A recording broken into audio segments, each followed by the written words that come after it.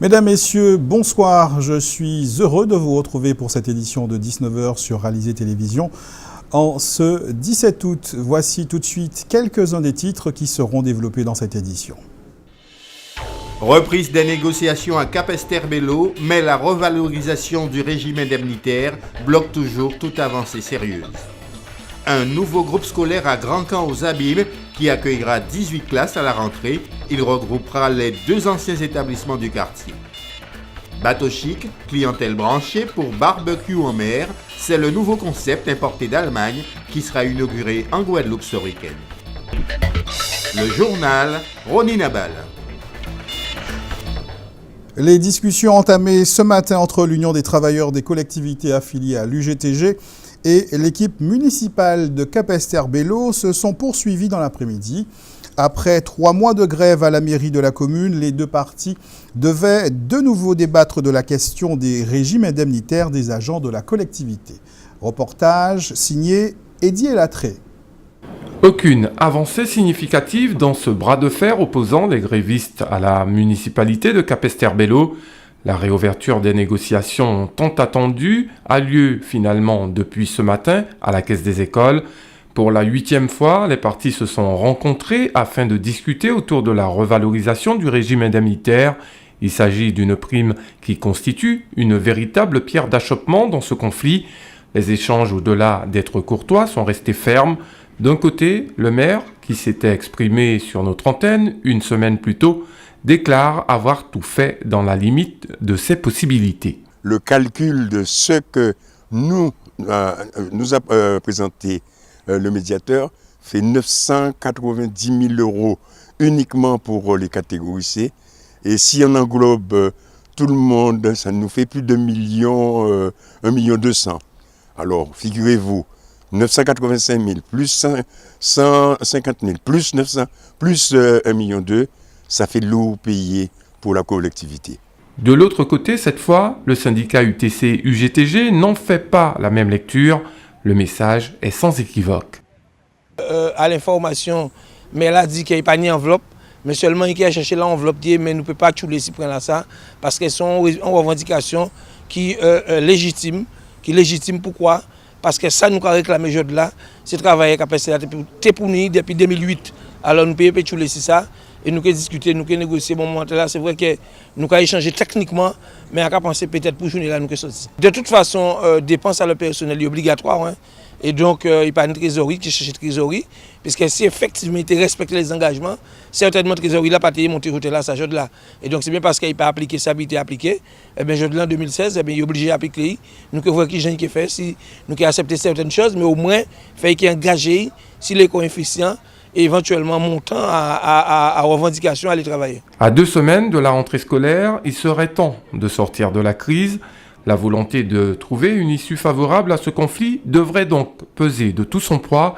Certains élus de l'opposition auraient d'ores et déjà saisi le préfet pour tenter d'y voir plus clair.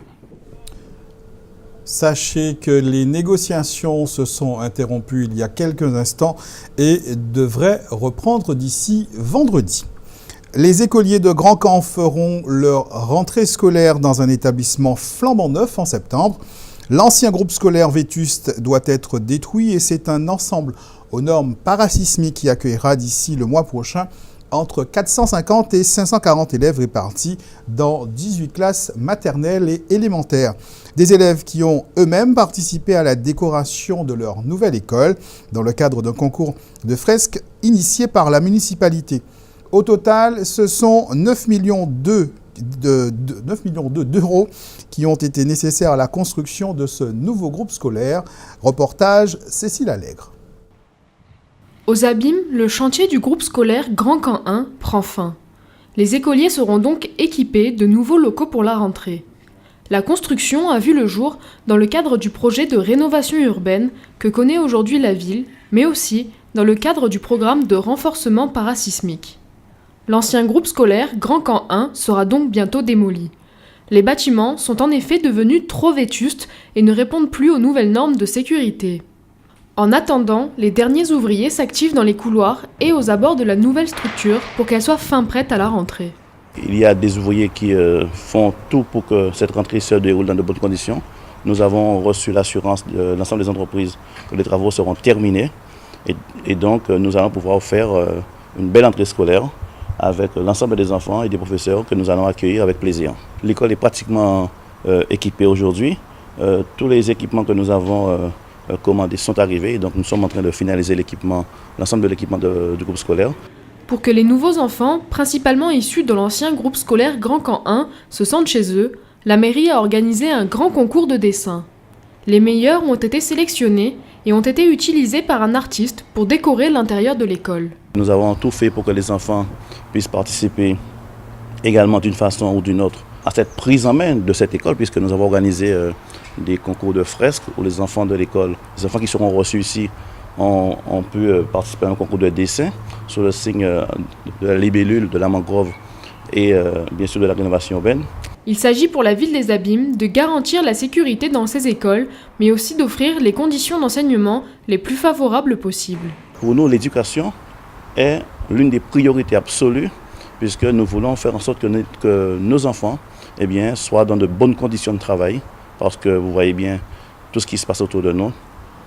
Ça commence par là, par l'éducation, et ça commence par l'enfant, pour que demain on puisse avoir des hommes et des femmes debout sur leurs deux jambes, pour que ces écoliers qui deviendront demain des adultes soient des dignes représentants de notre pays. Les écoliers seront donc reçus dans des locaux flambant neufs dès la rentrée et pourront commencer leur année dans une ambiance chaleureuse. Ce 17 août marque le 129e anniversaire de la naissance de Marcus Moshe Garvey à la Jamaïque. Considéré comme prophète par les adeptes du mouvement Rastafari, il est aussi le précurseur du panafricanisme, cette idée politique qui encourage la solidarité entre tous les Africains à travers le monde. Que reste-t-il du combat de ce promoteur du retour des descendants d'esclaves noirs vers l'Afrique? Muriel Barlagne a rencontré le président de la division Guadeloupe de l'association Afrocentricity International. Marcus Garvey a créé cette organisation, l'UNIA, qui regroupait des milliers d'Africains aux États-Unis, et de façon à organiser la communauté africaine, donc de façon qu'elle crée des entreprises, qu'il y ait de la formation, que les gens se prennent en main, puisqu'ils étaient marginalisés dans la société américaine.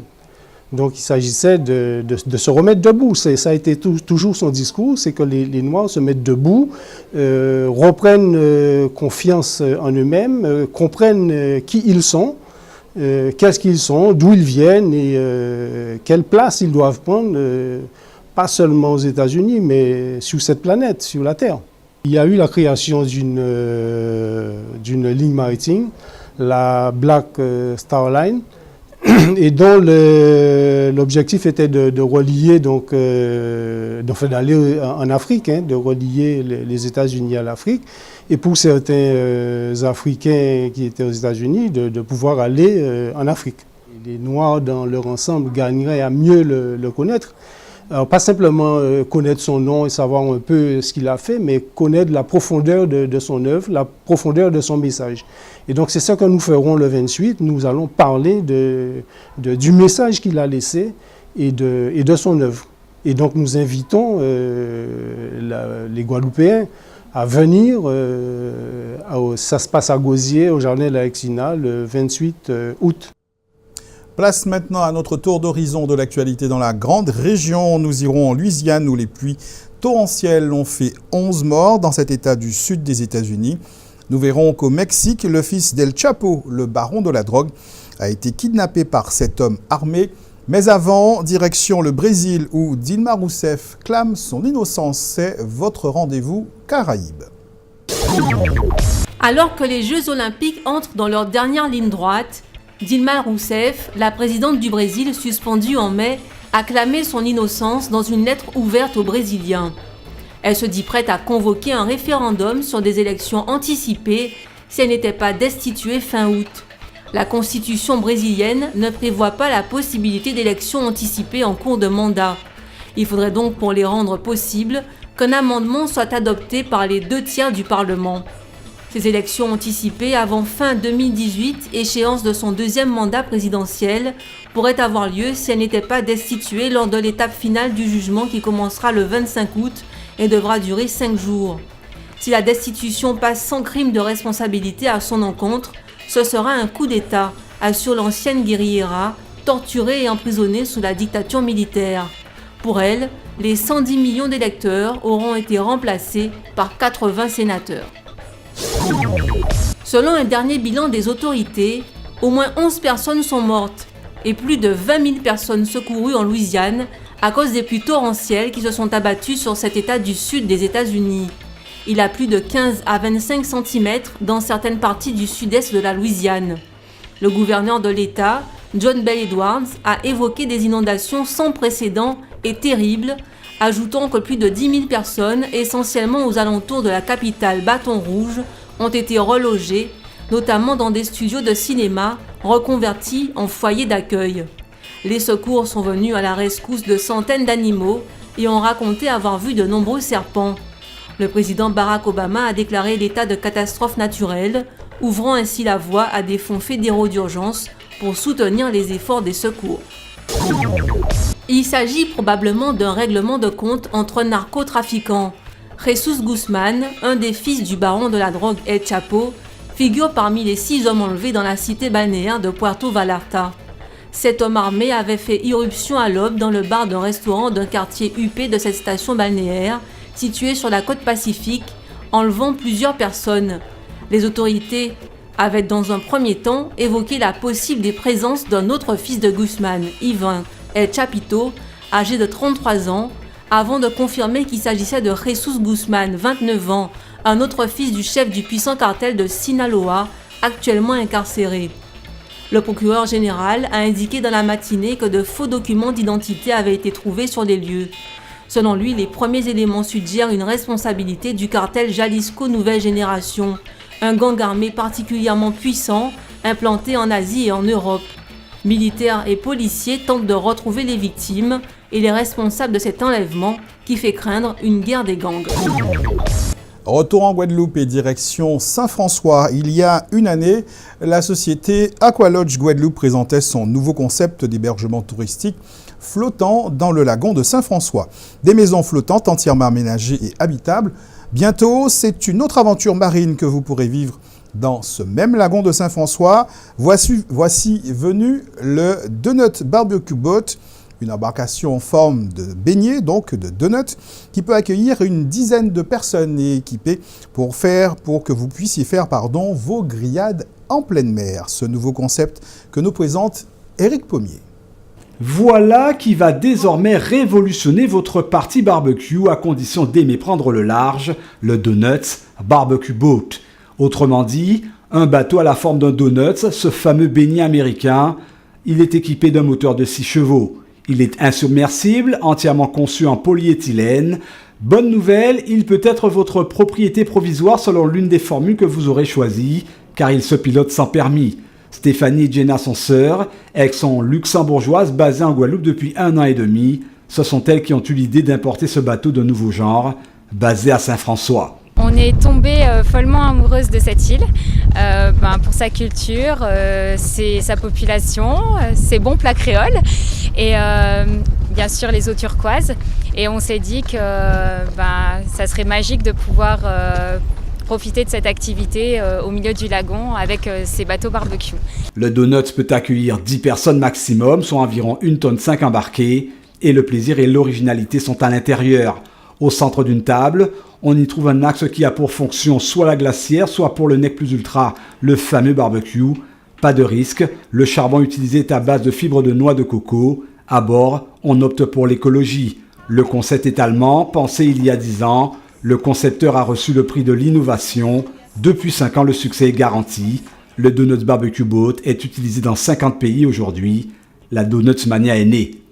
Écoutez, en fait, quand on a eu l'idée, déjà, c'était entre amis, avec nos amis sur le lagon. Et c'est vrai qu'on s'est dit qu'un projet comme celui-ci, dans le lagon de Saint-François, quand on voit la beauté du paysage, les villas tout auprès, la couleur de l'eau, on s'est dit en fait que le mieux c'était de pouvoir profiter d'un bon barbecue avec ses amis et entre amis sur le lagon de Saint-François, parce que Saint-François est vraiment un des plus beaux lagons. En plus, il est référencé comme un des plus beaux lagons. Donc c'est vrai que pour nous, c'était vraiment un challenge de pouvoir amener ce concept ici. Jenna et Stéphanie ont attendu pratiquement 16 mois pour voir leur rêve se réaliser. Il a fallu en effet passer par de lourds engagements administratifs, sans occulter les différentes autorisations de navigation, notamment auprès des affaires maritimes. Ces anciennes conseillères en communication aujourd'hui respirent pour vous reconduire en toute quiétude direction le lagon de Saint-François, que vous atteindrez au bout de 10 minutes. Cerise sur le gâteau, à l'arrêt, le moment magique prend toute sa dimension. Manger, se baigner ou trinquer dans un décor de rêve. Pour louer le bateau Donuts, il suffit en fait soit de nous contacter par téléphone au 0690 620 555 pour nous communiquer en fait la date souhaitée afin qu'on voit s'il reste des disponibilités. Ou sinon, on peut également nous envoyer un email. On est présent sur Facebook.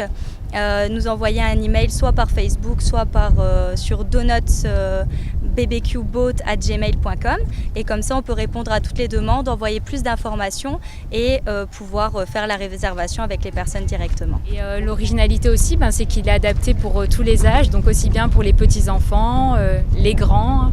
Et voilà, donc c'est vraiment pour tout âge. Le Donuts Barbecue Boat est pratique, original, fun, bien équipé, 6 bacs de rangement, musique à bord et des lumières LED pour des balades nocturnes. Jenna et Stéphanie comptent bien étoffer leur flotte et surtout conquérir des destinations comme la Martinique ou les Saintes. Dans l'immédiat, elles attendent surtout de lancer les premières Donuts Barbecue Party. Ça, c'est programmé dès ce 20 août. Rendez-vous au quai 6 de la Marina à Saint-François. Durant tout ce mois d'août, un stage intensif de gros cas est organisé par l'association Tambou d'Aubin Joué sur le parking du vélodrome Amédée de Trot à Bémao. Un rendez-vous ouvert à tous ceux qui souhaitent connaître les 7 rythmes du gros cas, mais également maîtriser l'instrument K. Une 60aine de personnes, petits et grands, sont inscrits à ce stage animé par le percussionniste Rudy René. Plusieurs fois par semaine, Muriel Barlagne est allée à leur rencontre, c'était hier soir. Ils se donnent rendez-vous 3 fois par semaine sur le parking du vélodrome à Amédée de Trot, à raison de 2 heures par séance. Ces passionnés du goka viennent s'initier ou se perfectionner à la maîtrise de l'instrument, guidés par Rudy René. Ce musicien et chanteur professionnel enseigne depuis 25 ans. Avec lui, les stagiaires découvrent les 7 rythmes. Ils apprennent aussi à dissocier les différents sons, les aigus, les médiums et les graves, et à travailler avec les 2 mains.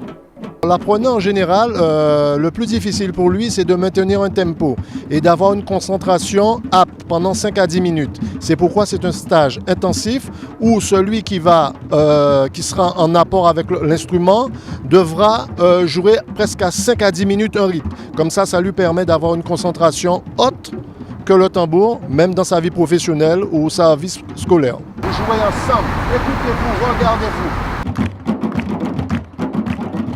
C'est la 2e fois que l'association Tambou d'Aubin Joué organise ce type de stage. Depuis l'inscription du goka sur la liste du patrimoine culturel immatériel de l'UNESCO en 2014, Rudy René a pu constater un renforcement de l'engouement pour l'instrument. Certains se sont inscrits en famille. C'est le cas de Muriel, venue avec sa fille. Pour qu'elle puisse s'habituer au cas et pourquoi pas découvrir notre tradition, parce que c'est vrai qu'aujourd'hui nos enfants écoutent toutes sortes de musique et ne savent pas jouer au cas. Donc moi, comme j'aime beaucoup le tambour, donc pourquoi pas. D'autres, comme Routi, lituanienne, sont tout simplement curieux de la culture guadeloupéenne. J'adore la percussion, j'adore toucher les racines d'un pays où je suis. Quand même, je reste étranger, ça me permet de comprendre mieux finalement la culture du goka. J'aime beaucoup, c'est le son naturel, c'est la nature. Parfois, j'entends les oiseaux qui chantent exactement le même rythme et presque les phrases du marquage. Donc, c'est très, très nature. Et puis, il y a les autres, à la recherche d'un enrichissement personnel. Il est un peu trop tard que j'aille jouer du goka, d'aller les roses, faire quoi que ce soit. C'est uniquement pour mon plaisir personnel.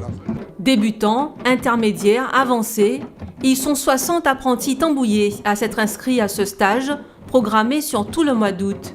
les plus avertis savent déjà faire parler le cas comme des maquets expérimentés.